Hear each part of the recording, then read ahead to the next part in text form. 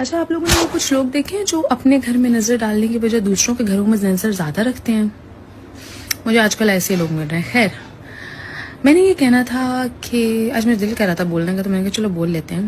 میں نے کہنا تھا کہ آج یا پہلے جو لوگ میرے ساتھ برا کر رہے ہیں، یا جو لوگ میرے بارے میں باتیں کر رہے ہیں، کر رہے تھے، کرتے رہیں، کیری آن.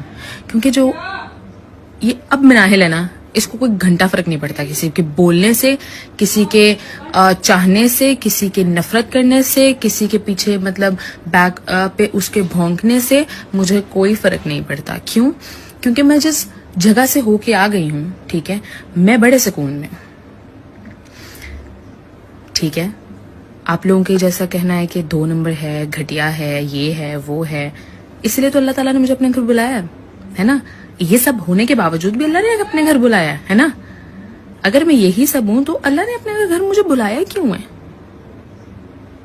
خیر، کچھ اختیارات اللہ کے پاس ہی اچھے لگتے اور وہی ہونے چاہیے. تو آپ لوگ جو ہے نا، میرا باپ بننے کی ضرورت نہیں ہے، ٹھیک ہے، کیونکہ نہ تو مجھے کوئی کھلاتا ہے، نہ تو کوئی میرے مشکل وقت میں کام آیا ہے سوائے میرے فیملی کے علاوہ.